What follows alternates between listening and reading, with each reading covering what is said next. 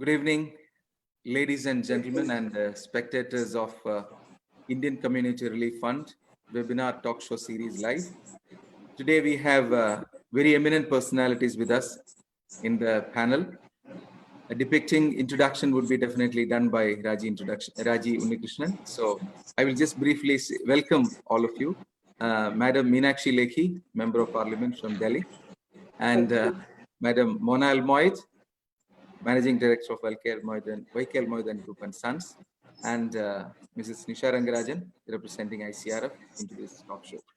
So comparing to all of the previous talk shows, this is the 7th one in series. This is a full women panel, so the topic is also selected like that. So Raji will be going in detail about the topic. But as the chairman of Indian Community Relief Fund, it's my responsibility to briefly tell you what we have been doing in the past few years, and especially in the past few months, while the COVID situation the pandemic is taking a lot of toll on us.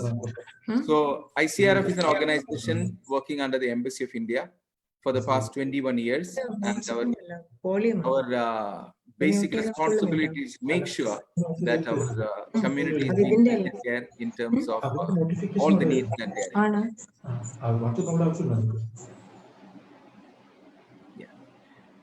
In the last few months, especially while the COVID situation came up, and ICRF was given a lot of responsibility from the embassy as well in specifically supporting the community. We started with antibacterial soaps distribution in various labor camps. Then we started with face mask distribution.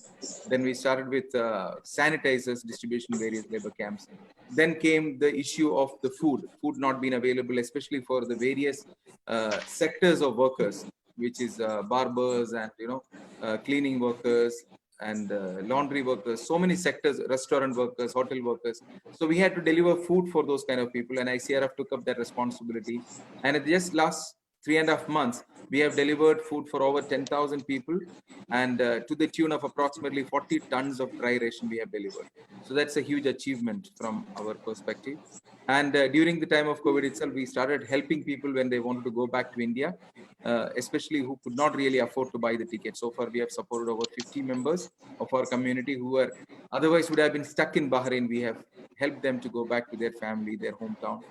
And lately, we have been doing these talk shows and awareness campaigns. We are going into different labor camps and distributing water, fruits, and antibacterial soaps. And it is not about just giving the soap or the face mask or something. It's not about the number.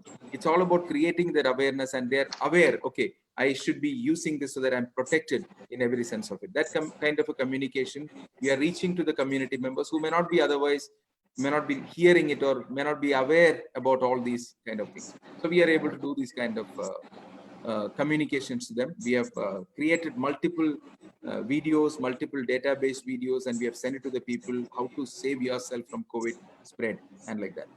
And in addition to that, ICRF has been supporting families who are losing their breadwinner for the past 8 years. Anybody who is dying here who is earning less than 100 BD, we give 1 lakh rupees to the dependent's family.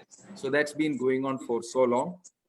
And in the past, and we have so far supported over 500 families, which means close to the tune of 5 crores of rupees we have already supported. But alone in the 3.5 months, we have supported 18 families, which means 18 lakh rupees we have sent back to India, remitted back to India to the people who lost their breadwinner. And I should appreciate Madam Mona Almoid. She herself is a supporter for that. So this is in a nutshell all we are talking about ICRF. And under the Embassy of India, we have been doing our level best in supporting the community. And we are hoping that these problems will be covered soon and we will all come out from this peril in due course of time. So we shall overcome. So thank you once again for all the panel members for being with us. So now I introduce our anchor, the moderator for the day, Raji Unnikrishnan. She does not need much of an introduction. She is working with Gulf Daily News, one of the leading newspapers in Bahrain. So over to you, Raji.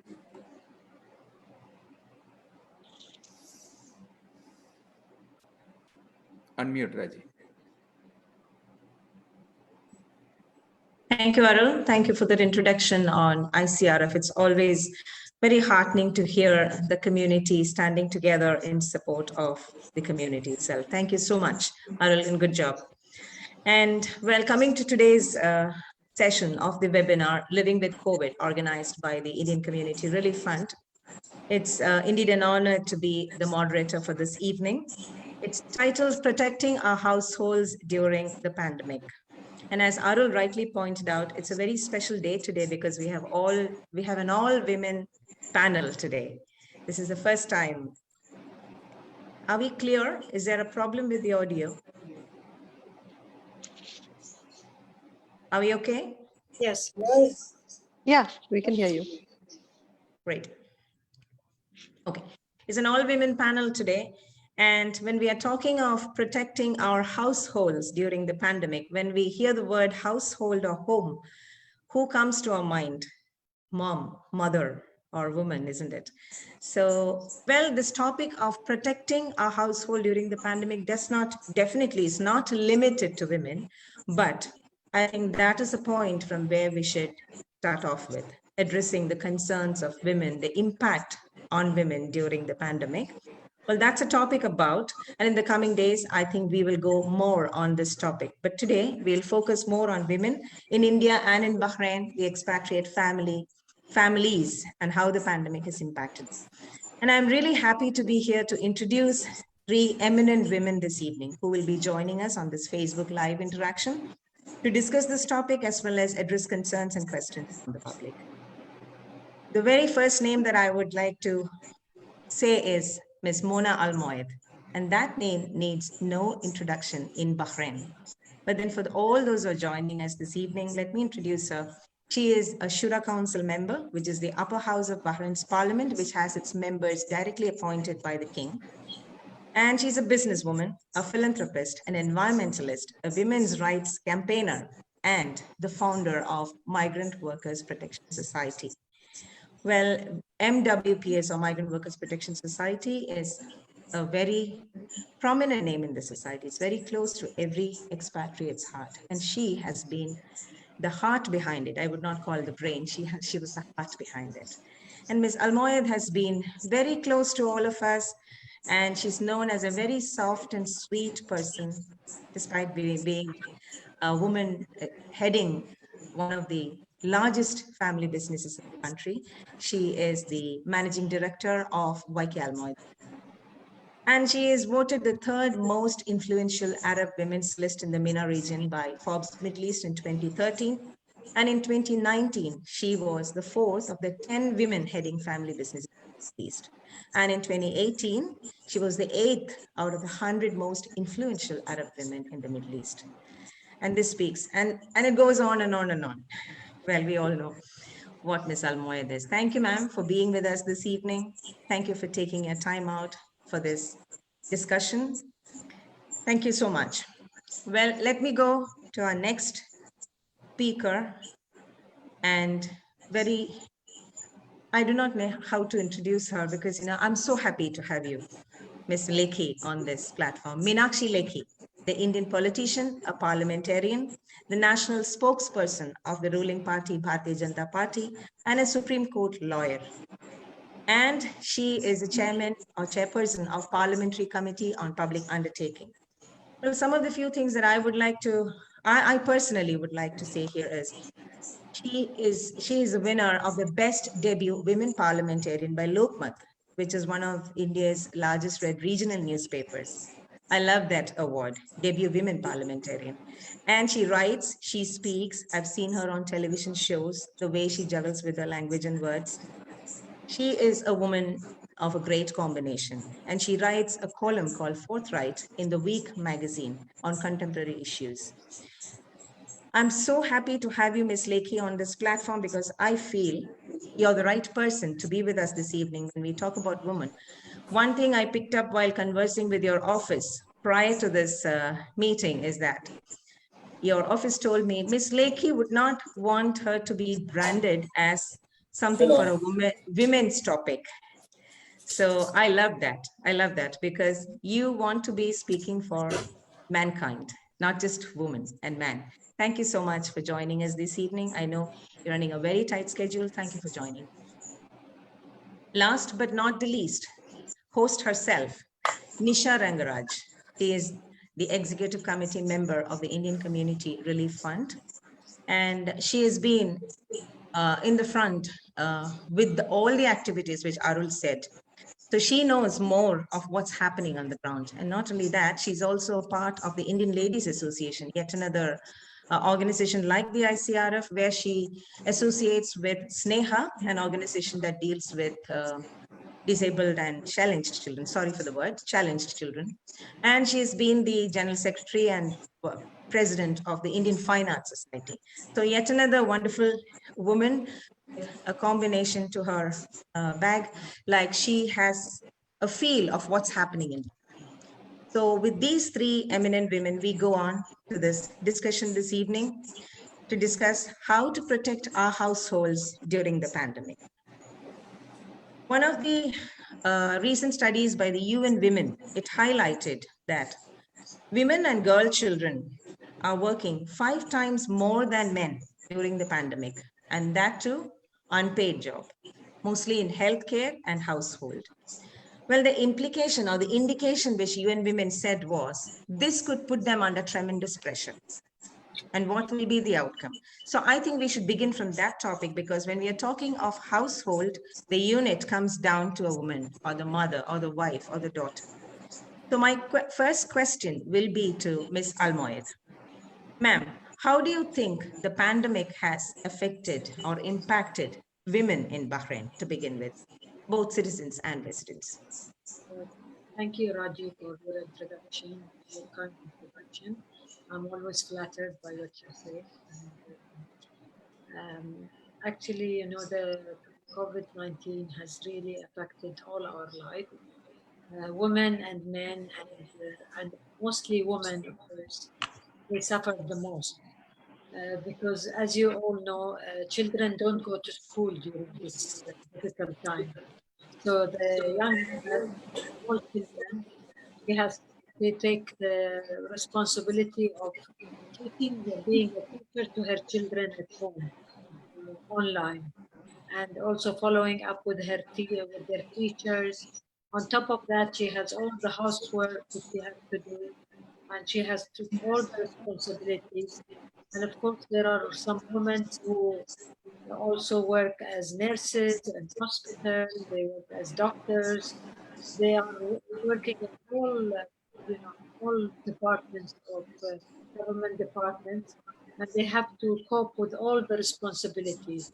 So I think they have really, every woman deserves a big award for this COVID-19 time, and I really feel for all women.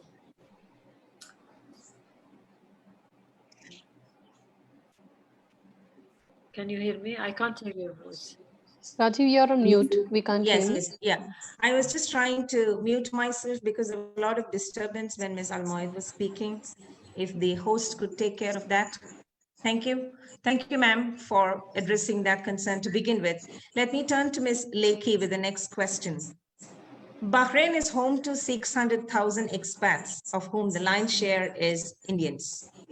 A good number of them are living here with families. From your perspective, how do you assess the situation on the impact of the pandemic on expatriate families? So the impact of pandemic on expatriate families is, as we call it, the Karm Bhumi. Like their motherland may be India, but the place of work and the land where they earn their living happens to be Bahrain.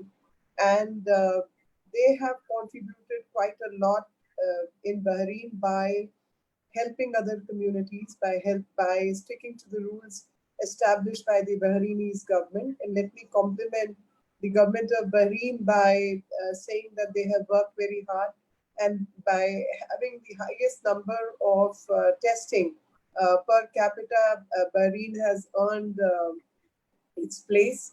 And whether it's Indian government or WHO, everyone's appreciating their effort in containing the COVID. And I'm sure Indian expatriates are the ones who stick to the norms, and they work very well in the community of their adoption. So the community which adapts to the rules and regulation of the government in which they work is a big support, because we have seen how certain people operated in their other countries and they were not sticking to the rules, and to contain the virus itself became very difficult, which we did not see that any of the people from Indian community or Indian expatriates indulged in those circumstances. But irrespective of this, for uh, support structure, health benefits, and care, 125 people, and I know the number because I was also involved in getting people out of Bahrain. So 125 odd people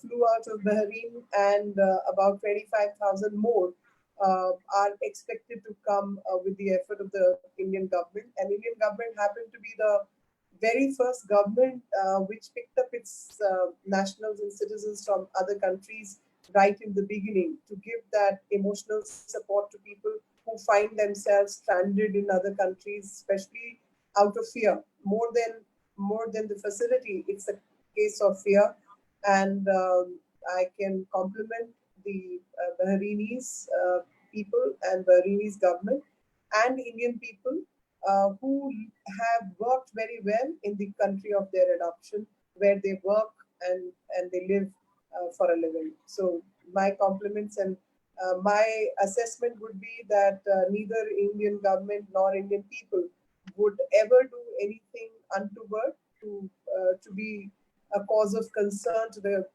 people or the government in which they are working or operating from.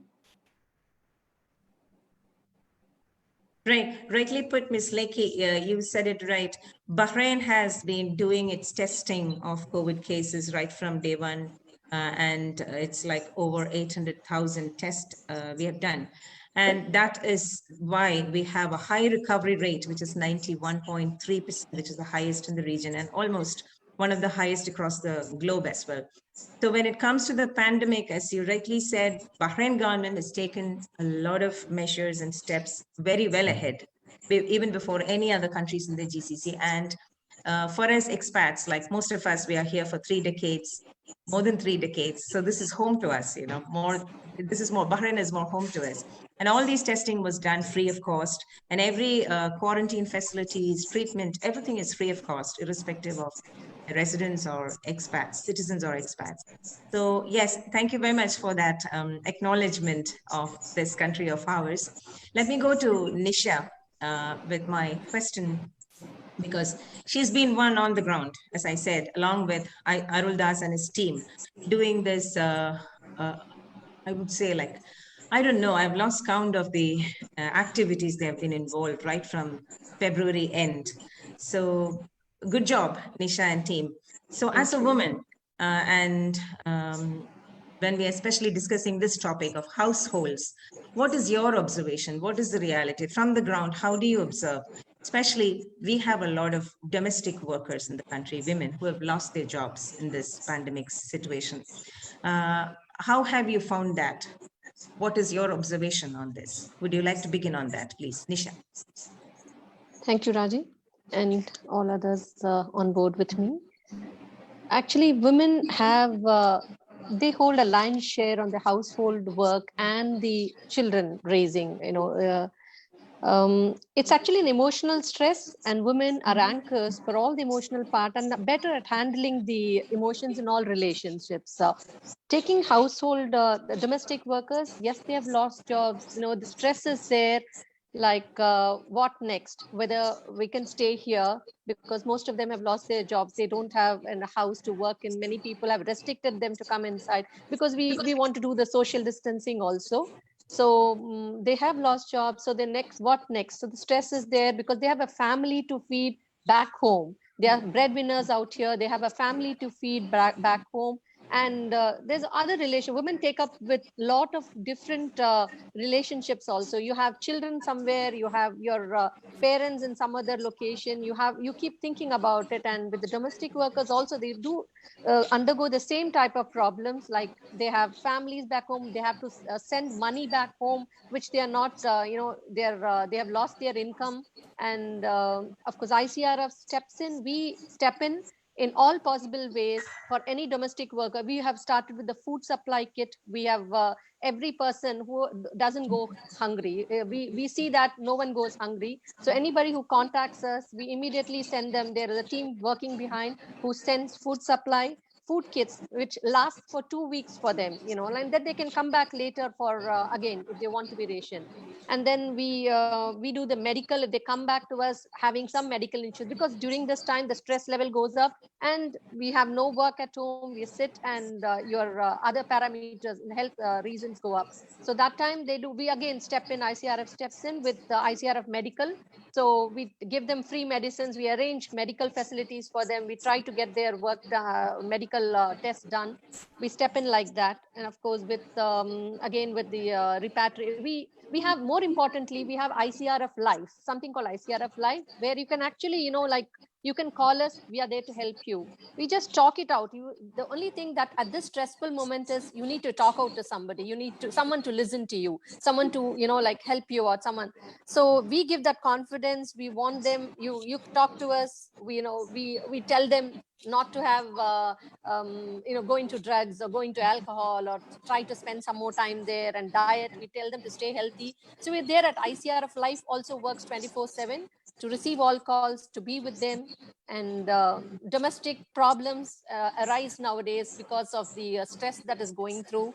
There's a lot of domestic violence that goes through. So we wait here. You don't have to keep quiet. We wait. We want you to step in, to talk to us, call us, talk to us. Many of them, like Miss Almoida out here, she would be with MWPS. They're doing a fabulous job. So it's like everybody wants to step in. We are there to help you. We want people to call us so that we can help you, not to keep quiet. And stress is something which, when we share, we can help you out in many ways. So that is how ICRF has been on the run for a long time now, from the day we have started this pandemic. Great.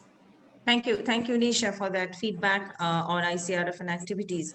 And you touched a very important point, which I wanted to raise somewhere during the discussion. Thank you for bringing it up, the domestic violence issue. Global reports, it's just not unique to India or Bahrain. Global reports say that domestic violence is really increased. And reasons have been assessed as different in different countries. Well, Ms. Almoed has been very closely working, actively working with the MWPS, and now she is a patron right from the beginning since MWPS was established. And MWPS was specially taking care of the domestic workers, especially those who face abuse and those who are deprived of their rights. During this situation, we have seen, as I said, it reflects an increase in domestic violence. Ma'am, Ms. Almoed, how would you look at this aspect from a Bahrain point of view? Though we do not have clear statistics in the country, but we know it has been there. And I'm not sure if it is within family households or the expat community as who are working as housemaids. But would you like to comment on this, the increase of domestic violence from a local context? We don't have statistics, but from what we get reports, we are getting so many complaints, lots of workers lose their jobs, and they can't even, they lose their accommodation, they lose their food, and they don't have money to even eat. So basic human rights they don't have. And the Migrant Workers Protection Societies have managed to collect funds, and they helped over like 12,000 workers by giving them food, by helping them with their accommodation. And there are so many of them, they need repatriation. So we help them with the officials, with the embassy, and also we try to raise funds for if a worker doesn't have any money. We try to go around and collect money so that we can buy him a ticket to go back home. It's been a very, very difficult time for all the expat people here, and we really feel for them.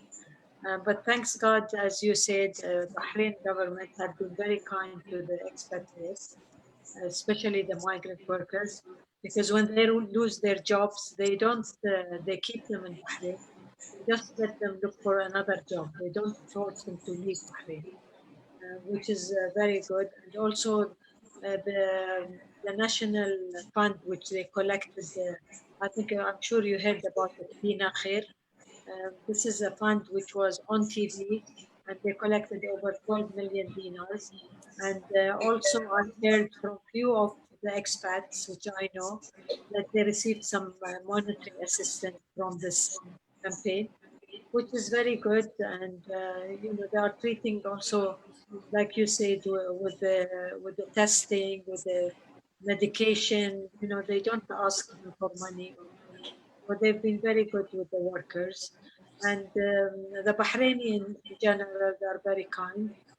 But of course, like you said, there are more domestic abuse in the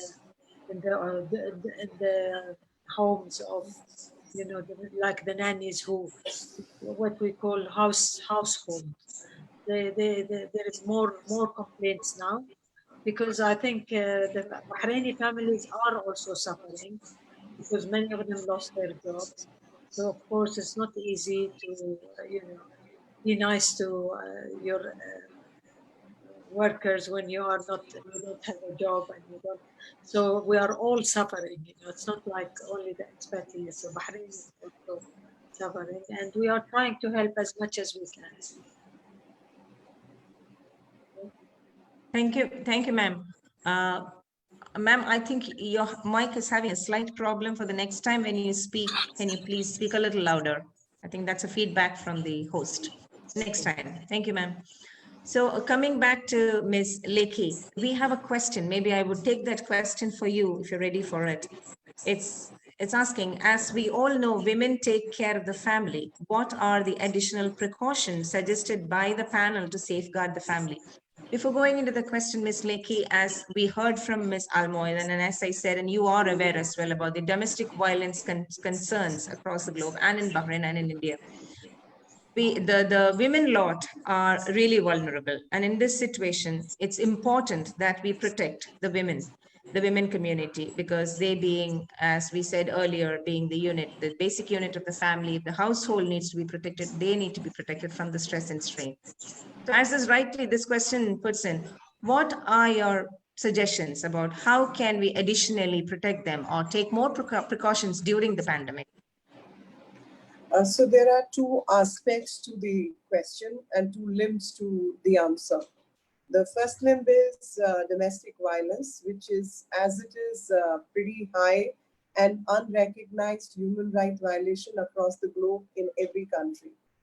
And no matter what structural changes we bring, the structures continue to be such when men in position of dominance use their physical might to subdue the women. And in these times, it becomes more difficult for the simple reason that during this time, they are constantly in the house. Level of frustration is high due to less earnings and more interaction and things. They are not used to seeing things being done in a different way, or attention which is supposed to be them for them getting divided onto other subjects and household chores. So greater the stress, the higher amount of domestic violence is going to be. And my reading would be that it is a mental health issue. And domestic violence is directly related to mental health. That how is it that women end up coping with stress better and men end up coping with the stress less, and their expression is more in the nature of violence, whereas women's expression is more in the nature of calming in nature, and they end up taking care. So basic difference in nature: caring and non-caring, or less caring, violent and less violent. Handling of stress, men and women handle it differently, and physical expression of stress, which men do, and very less number of women also end up doing that from a position of strength. Even women who are in position of strength are not physically that violent as men are. Like you say, a businesswoman who is handling all kinds of deeds, a woman in politics, you will never find, they will have stress, but you'll never find a physical violent expression of uh, uh, the stress or handling of stress, or dealing with people who are probably not doing things as they desire it to be. And I can say that from experience. So that's one limb, that mental health issue, how we bring up men, how we expect these social expectations from men is different. The second limb is that COVID. During COVID, we have all kind of other stresses. One, for example, there are more regulations in your movement inside the house, in your movement outside the house. There is less money. Everybody is supposed to wear a mask, which everybody is not used to. Little bit of discomfort. Social distancing needs to be managed. Municipal laws have to be obeyed. General conduct in public has to be different. So nobody likes to follow the rules and regulations, but I feel following the rules and regulations is what makes us a civil society and a better civilization. And that is also necessary to contain COVID. So whatever are the restrictions imposed on businesses, travel, interaction, fellow citizens, all that needs to be followed, and rules need not be negotiated about. And this is not oppression, because a lot of people may say this is, we are being oppressed because we are being told to stay indoors, we are being oppressed because we are told to cover our faces, we are being oppressed because alcohol is not being served, etc., etc. So I feel these are not oppressive conducts. These are conducts which are necessary to contain the virus, and everybody needs to follow the regulation. The second aspect is we must understand how the virus spreads. So once we have that clarity and that kind of knowledge sharing with people who may be less aware about it, that shaking hands, hugging each other, those are normal routine things which we all do as a matter of greeting. But I think with folded hands doing namaste and doing adab is a better way of greeting rather than hugging each other or shaking hands, because you're spreading the virus by your touch, by your sputum, by your breathing, and your responsibility not just towards yourself but to the society. And this needs to be explained to people. So, and public spitting, for example. So, if the state of Gujarat had made it offense many years ago, um, and the reason was tuberculosis and things. But now across the country, public spitting is not just looked down upon or is abhorrible, but is a punishable offense. So I'm sure Bahrain would be observing similar rules and regulation, because that is what leads to the spread of virus, and we need to observe these things, and how we can help our community members. I'm very grateful to ICRF that the manner in which you have helped people, and that's the beauty of Indian community. And you know, our upbringing is such that we want to help communities, irrespective of religion, caste, and creed. If there is someone who's in need, you run public kitchens, you cook food, you distribute it to the less fortunate ones, you contribute, whether you're in Bahrain or you were in India.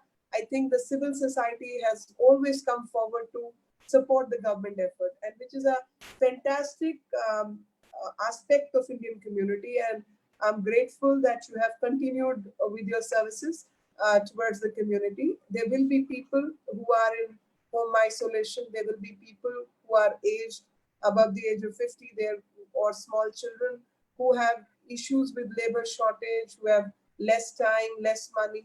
So buying groceries for them, taking care of them, checking their blood pressures, taking care of them, because these are high-risk individuals, is something which community can do. And observing every aspect of social distancing, good hygiene, washing hands, keeping sanitizers, distributing sanitizers, wearing gloves, covering our face, um, using less of plastic and rubber, which causes environmental pollution, or using disposable mask, or even disposing the mask which we all wear, how it has to be disposed of, because that itself is a medical waste. Washing reusable mask, etc. These are things which we all must do, and we all must understand that whether it's currency or it's buying food from outside, a virus on a surface, on a solid surface, can live for 72 hours and more. So instead of using hard currency, we use Paytm, or we use other apps to send the money out with least contact is the most suitable means during pandemic. And whatever food we are buying from restaurants, etc., please ensure that you use UV methods, or you use uh, uh, microwaves to contain the virus and kill the virus. Minimum exposure should be 5 minutes to food and containers, so that you keep the virus away. Local authorities and local bodies should be work with them to sanitize the public spaces, as we did in India also. So we got our agricultural machines and other machines. We made some robots by sanitizing the area with sodium hypochlorite or alcohol, depending on the kind of sanitization process we were doing, helping economically impoverished or weaker people. Foreign travel, etc. If the authorities expect you, please do not hide, declare it. Contact people need to be declared so that the virus can be contained. And until unless we are able to work with the data, because idea is detect, then after tracing it, we have to track it. After tracking it, we have to treat it, and after treatment, only we can take care of the person for next quarantine period of 14 days or so. So until unless this step-wordly method is followed, we will not be able to contain. But I'm very happy with the manner in which Bahrain has dealt with it, because above 40,000 cases have been found, 147 deaths have happened, and close to 37,000 plus people have recovered, which is speaking volumes about the manner in which Bahraini's government has dealt with it. And I wish the kingdom continues to work that well, and especially helping our people as well, because um, uh, the expat community is or has contributed to this economy of Bahrain, and it is in these times that they need support. So it's a mutual support kind of a thing, whether it's loans, moratorium on debts, or rents, or commercial renting, electricity, water bills, etc. Unemployment fund. I'm sure Bahraini's government has done a great deal, and wherever support is required, embassy is always there to support. Government of India is always there to support, and we will liaison with the Kingdom of Bahrain, and Miss Mona is also there to support the cause of Indian expats, and recognizing the fact that Indian expats have contributed to the economy of Bahrain, and they are basically decent people who work within the laws and norms and would want to contribute and keep getting support. I mean, it's a mutual kind of a thing. With these words, I think we should move to the next question. Thank you, Ms. Lekhi. You made me feel like a school child, being praised in front of her parents, because I belong to this country. This is the second home, and you praising Indian expats as decent people in front of Ms. Almoy, it makes me really beam. And we have such beautiful comments coming in. Swasti Mehta says, Indians in Bahrain are the best ambassadors of India in a foreign country. Their host country too takes care of them. Yes, you're right. The Bahraini government, the way they have been taking care of us. And you really elaborated on that question. Thank you for that wonderful insight. And I would request Ms. Almoyed to add to this by helping all those who are with us, listening to us or viewing us, to get more a feel of what this country has done in terms of combating the spread, especially certain things which Ms. Lekhi highlighted, as in Gujarat, spitting in public is now offensive by law. There are certain things which we have been taking for granted all these years until 2020 taught us a tough lesson, isn't it? So fortunately or unfortunately, Bahrain also is a country which is learning through this tough time as to how important is public hygiene and how important it is to take care of our elderly and our children and all those norms and regulations. Ms. Almoed, will you help us understand better about what did the Bahraini government, what are the steps that we took as we aim to protect our households and families? I mean, there are many things which the Bahraini government have done during this COVID-19, which has helped the expat workers. For example, the accommodation of the expat workers who used to live in crowded accommodations. And this COVID-19 has brought to light the number of people who are, cramped in one place. So I think the government have managed to find more accommodations, and they became very strict about the number of people in each room, and using the number of people using a bathroom, and also the hygiene of the place. So the ministry goes and inspect the accommodation that it's up to the standard. All these things were not really carried before, and only now we realize that we have to be, because with I think unhygienic place, this COVID-19 spread even more. And of course, Yani, I add also the kindness of the officials in Bahrain with the expat workers. As I said, they help them financially, they help them with all of with finding their accommodation. If they have no accommodation, they help them with food, and all the medication is free. So of course, we are not perfect, but we are trying as much as we can to help. And we agree with you. I mean, the Indian community has contributed so much to Bahrain economy, and we never forget that. For the past 40, 50 years, the Indian community, we would not have been where we are without them. I mean, just an example, in my company, the main people who have really carried the company and made it a multi-million company is, a few Indian managers who have, they really worked hard to, and some of them, they became Bahrainis. And of course, without them, we would not be where we are now. We appreciate that. That was a pie on the Thank cake. you. Even the teacher made me proud, and the parent made me proud. Thank you, ladies, for that.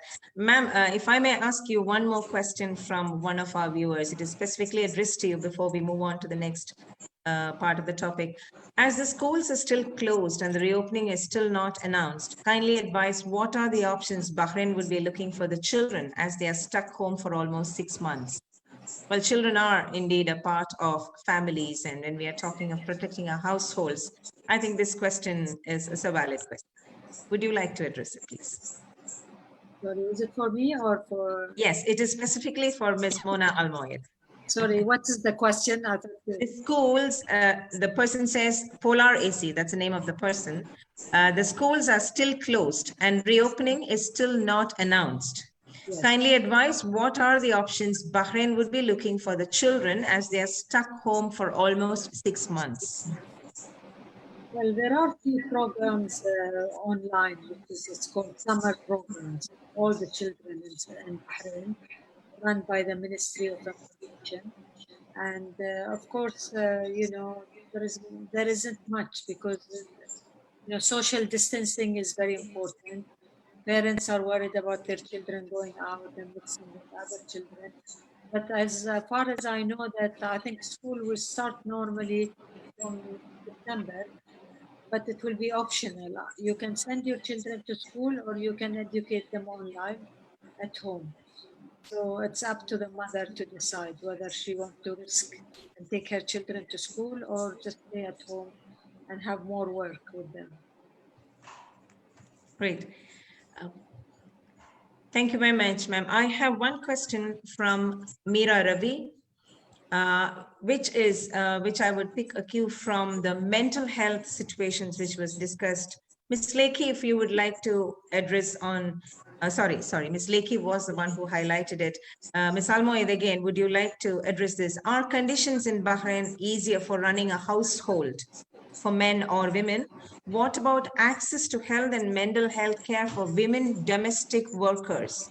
Because we are focusing, when all the attention is focused only on the virus. I think Ms. Lakey in her response did touch upon the mental health issue, and also Nisha, she suggested about ICRF Life, where we see people falling into depression. And then this question specific from Meera is about health and mental health care of domestic workers. When the entire attention is focusing on the virus, what about the access? Yes, so the psychological side is very, very important. And we as a society, we always approach the psychiatrist or the therapist regarding their, mental conditions. If we, of course, I mean, the suicide in Bahrain, it's a very, very high rate. And Yes. we have looked at it, and we are trying, to try to solve the problem of the suicide by speaking to, mental doctors, psychiatrists, to help these ladies who are, contained in a small house. Sometimes they are mistreated, and in the end, they just take away their life. And this is so unfortunate. And I think, if I remember right, ICRF have done a big program regarding suicide, and Yes. they did competition and films. So we are all, doing our best to try and treat, because I know COVID is horrible, but I think mental health is worse, because it just makes people crazy. Great. Thank you, ma'am. Moving to Ms. Lakey, let me have this question. You rightly touched upon this point of people coming back to India is more than the COVID, it is the fear. People are scared. They want to be back home. And at the same time, they all know situation in Bahrain is not all that bad. The government is here. They're taking care of them. And there is the community standing by them. But then there is this fear. So this is, we cannot help this. People will be like, the fear-driven exodus will always be there. Now, how does the Indian government plan to address this people, especially the women coming back to India? Families and young girls, do we have anything specific to that? Generally, Government of India has come up with a very large package, which is about 20 lakh crore package, unlike any other country in the world. I mean, we've got one of the highest package during Corona. So in terms of funding and finance, everybody is funded well. And even in terms of food grains, we have already supplied food grains to about 13, 14 crore people, households actually. So basic care is being provided. And I guess it's just natural that when you are afraid, when you are insecure about your own existence, plus you are running expenses. So a whole lot of migrant workers who have gone to other countries have gone because they wanted to earn money and send it back home.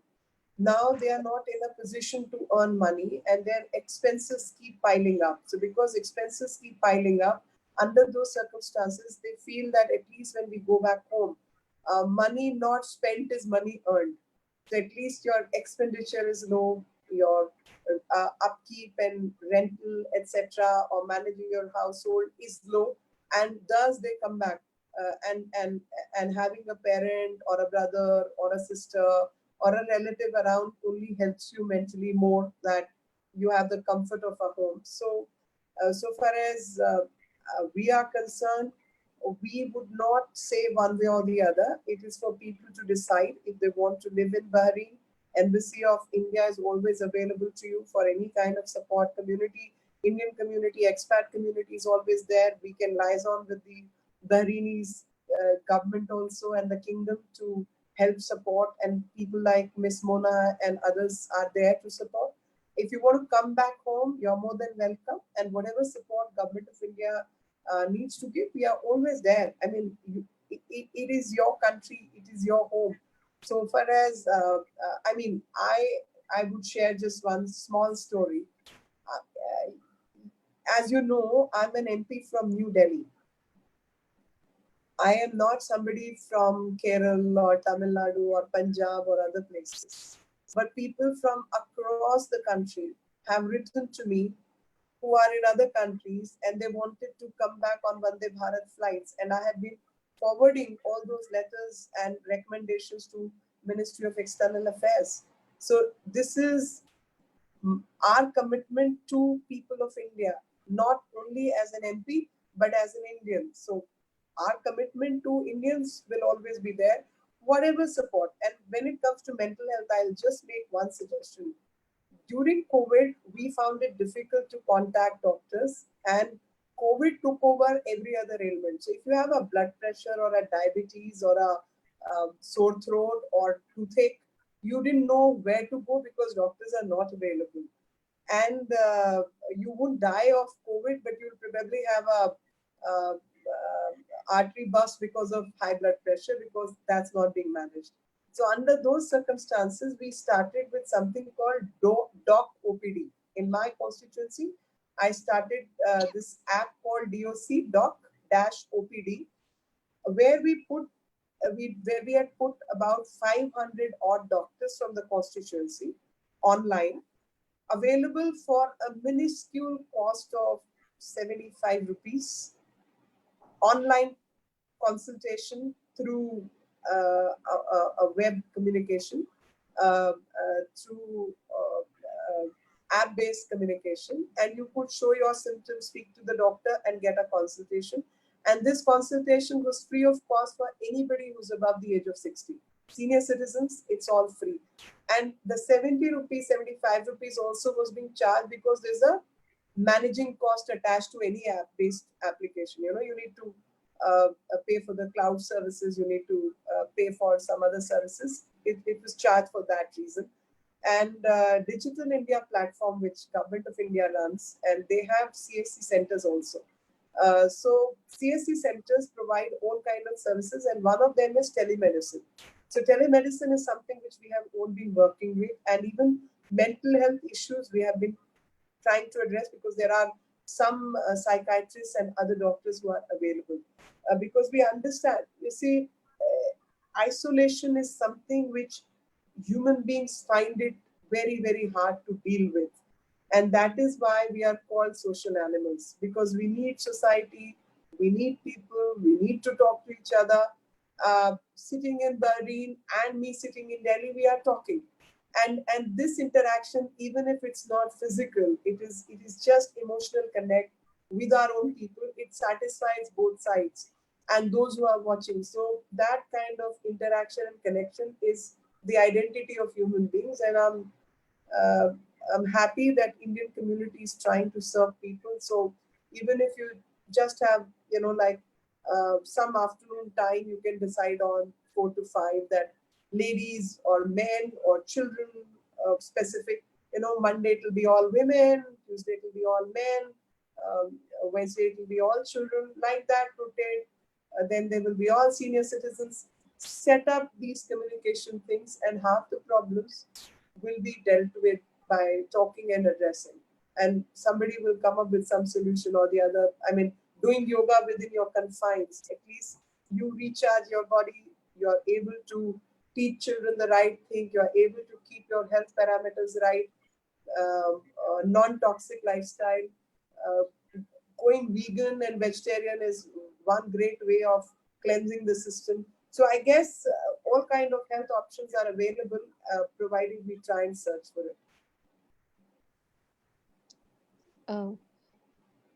Thank you, Ms. Lekhi. Nisha, would you like to? Yeah, if I may something? add to Ms. Yes, Lekhi, very true. She's touched a lot of points, but I would say sense of control over your schedule so that you manage your, like your caregivings, your life and your life responsibilities is good. You can be very productive during this time. Technology has taken a very, it's superseded. Like we are learning a lot.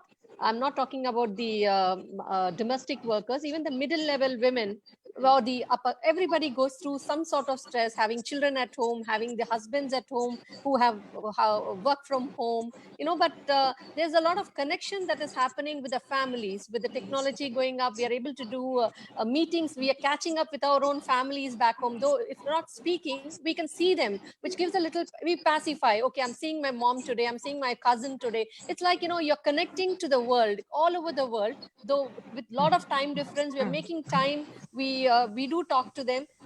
Things are not in our control. If things are in our control, we could do something, but when it is not in our control, we are happy with whatever is happening. So I should say thanks to technology, and for people who have never used technology, they're learning to use it a lot now. And a lot more is happening. As you said, yoga classes are happening. The kids are being occupied with some camps. In fact, summer camps are happening over. And to be very, if I have to come out, even our from Sneha, the challenge children, we do a lot of programs online. We keep them occupied. We see them. They are so happy to see you. It's just the physical touch is not there. Physically, we don't see each other or shake hands or hug. As of now, it's not allowed. But then these things also, it gives a lot of confidence. And to the domestic workers also, it gives a lot of confidence, like we are there to help you. If you need, they come home, they talk to us. And we have a lot of ladies who have come into the ICRF as volunteers. Right. So they step in, each one takes their own part, to express their, to lead it forward. They take it, they talk to them. And ICRF also does a lot of flight support. Like now we have started flight support, like the community, as you said, we have been groomed like that, like where there is need, we just put a message across, said we need a ticket, someone to help you. And there is just help pouring out, that friends come in to say, okay, we are going to help the other person. There's a body to be repatriated. We need fund for that. ICRF runs mainly on the funds which we are getting from the Indian community. And there are not only Indian, and that's more, I should mention Miss Monal Moyer doing, she helped us with the ICRF videos about depression and suicide. They supported us, and we are able to do, we are able to do a lot of work with lot of help in the community. And so like flight support, as I was telling, we just call out and there's a lot coming in, and immediately that person, we talk to them. In the meanwhile, we keep talking to that person, don't worry, you're going home, you really want to go home or you want to be here, this is it's a second home to me personally. It's a second home to me, and it's a beautiful country we all live in. So we do ask them, do you want to go? Do you think you can manage here? We'll be able to survive. But sometimes when people want to go, we say, okay, we'll make sure you reach your home, without, and we be with them till they reach home and they connect with their families. So in that way, I'm really thankful to the technology and a lot of people who help us out in Baran out here. Well, that was a woman speaking, This is the beauty Can of I all just- women panel. We see all positives, right? Can I just add one line? Please. So my schedules have been so difficult and tough, and the kind of intrusion we get from people, from morning you leave the house, you're coming home late at night, and that is not adequate. If I were to sleep on the street, even that will not be adequate. But Corona time has given me little time with my kids, and I'm able to at least have one meal a day with them, with all my schedules and working, and a great time to connect with children. Once in a while, cooking with them, a huge bonding. I mean, see, as a mother, all of you will understand that mother's bond with the children never gets severed. It always remains. And I say we all carry the umbilical cord along. But even if it's cut at the time of birth, it remains. At the same time, with our working schedules, with the kind of social intrusions, etc., we are unable to spend that quality time with them. But Corona has given that opportunity. So I feel half the time we were all cribbing, there is no time, there is no time. Now God has given us time. Let's use that time to the best of our abilities and say it's a holiday time for me, it's me time, it's my family time. I think that thinking also needs to seep deep in to every Right. individual. And Raji, just one last word Sure, from me is, sure. you know what, at this moment, I feel the men are also pitching in. Like, it's not the women alone. The dads also Absolutely. find time. The dads know to know their kids, and they also pitch in a lot. And they should come inside to share the work. They should also, like, know what it is to the house to grow. It's not the women alone. It's the women alone. We can do wonders. One job, any job, multiple tasking. But the dads have to pitch in. They should understand that men, it doesn't have to be men only going out to work or only with their office work. They have to pitch in with the family also. And this is the best time, I feel, a lot of men coming into the family, knowing their own children and being with them too. Yeah, that's true. I think Ms. Almoyed, I'm sure you would love to add something to these points. yes, I agree with you both. I feel the COVID-19 also, it's been terrible, but it has really brought the family together. I mean, I've seen my family these days more than I've seen them in the past year. Like in a month, my grandchildren, my children, we always Laila. together and we're very close together. So there is always something good out of something bad. I Bad time, absolutely. Well, yeah, great.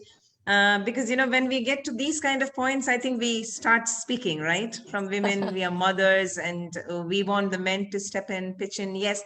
And it's wonderful family time. Thank you for bringing that point in, Miss Lekhi. Yes, every mother, every woman is finding that bit of time. But I must admit, with all due respects to those lovely comments, the teachers and these working women, it's double on them, isn't it? You have two babies at home. I've heard women saying, the husband and the child.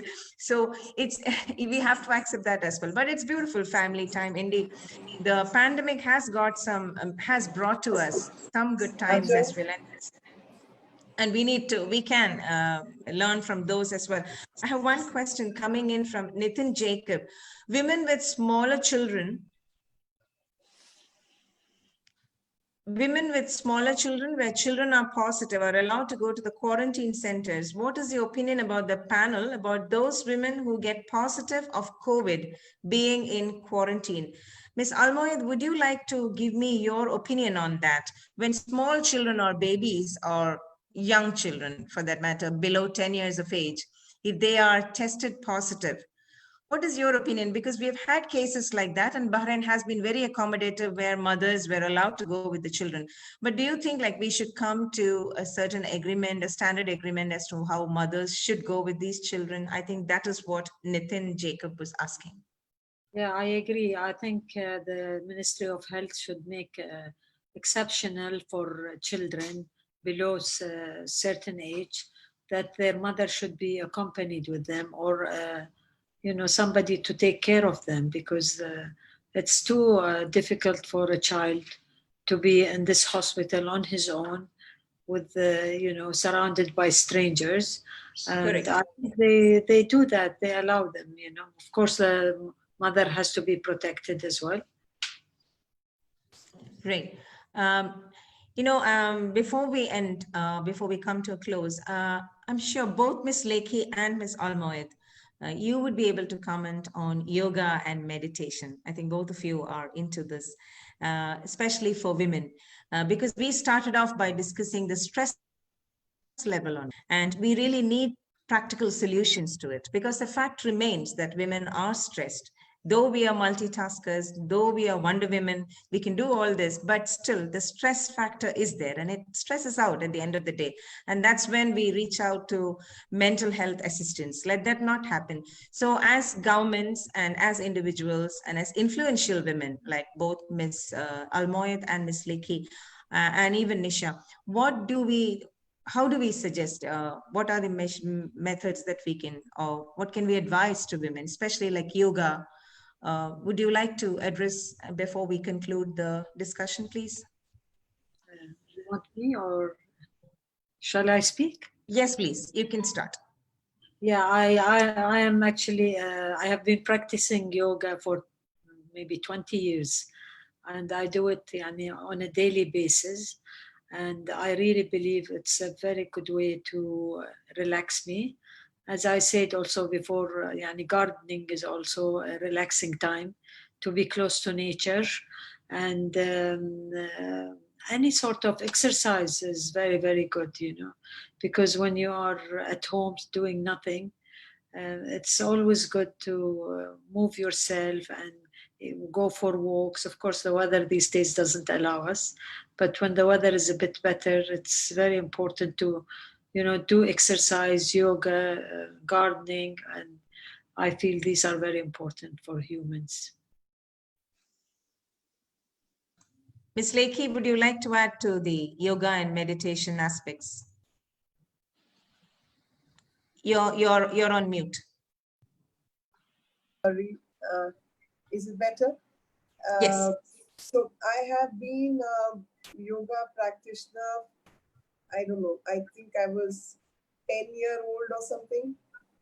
10, 11, or maybe 8, 10. I don't recall. But I was in school, a young baby, when I got exposed to one of the yoga Guruji Bhaskaranandji, and from that time I have been practicing yoga and even the concentration exercises, etc.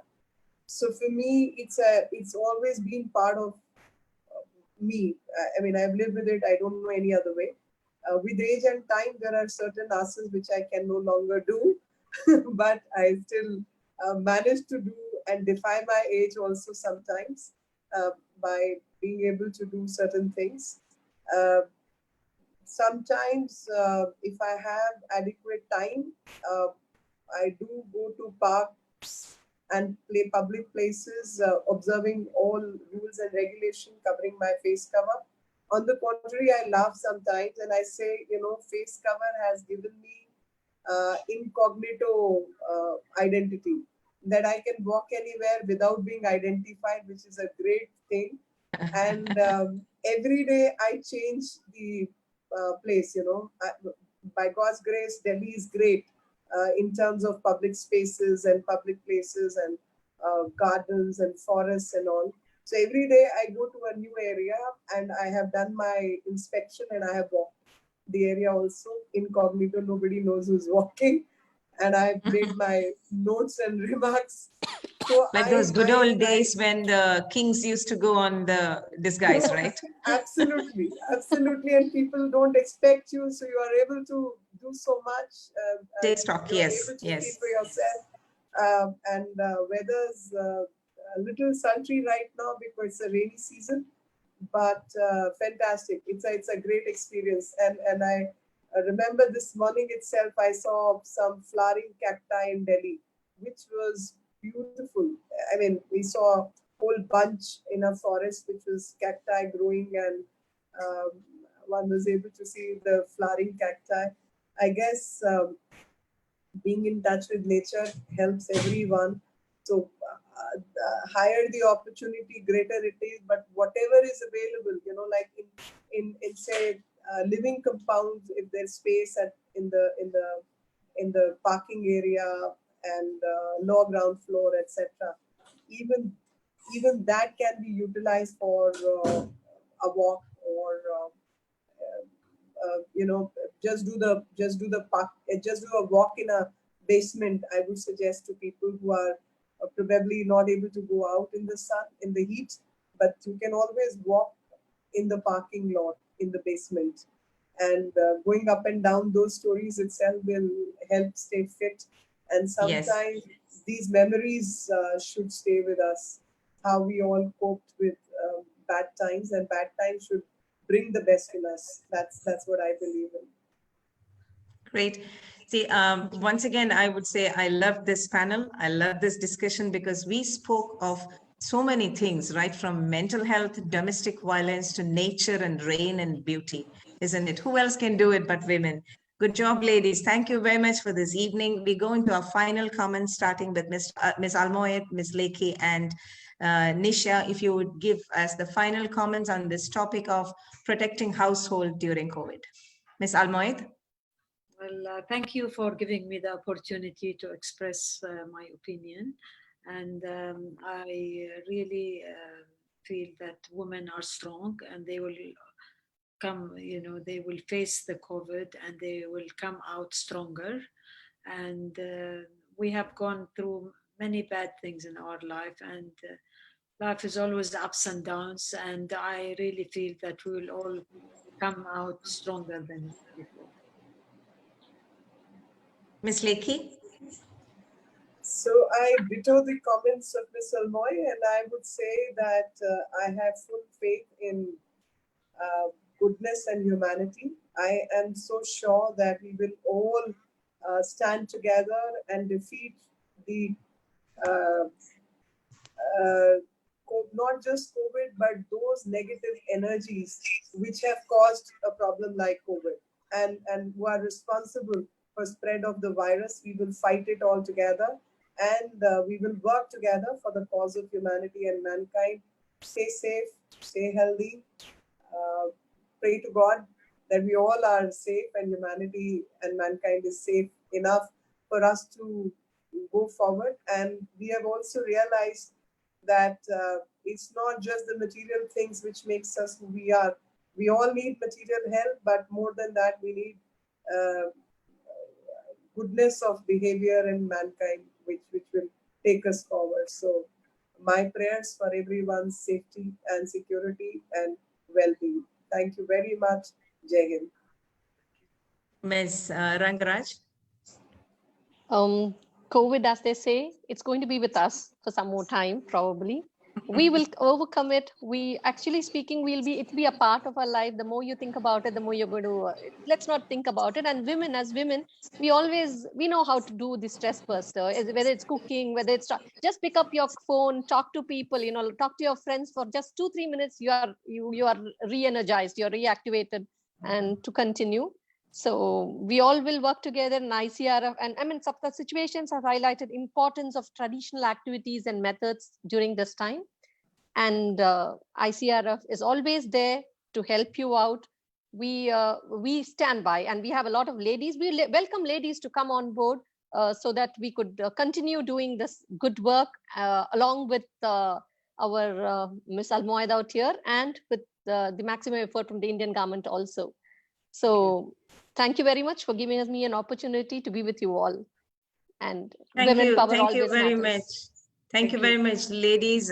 All those who are viewing us this evening. Thank you all those who sent us questions. That was Ms. Mona Almoyed, Bahraini Shura Council member, Meenakshi Lekhi, MP from India, and Nisha Rangaraj, ICRF member, joining us on this panel this evening, talking on protecting our households during COVID in the webinar titled Living with COVID by Indian Community Relief Fund. Until we meet again with another topic, with another panel, it's good night. Thank you.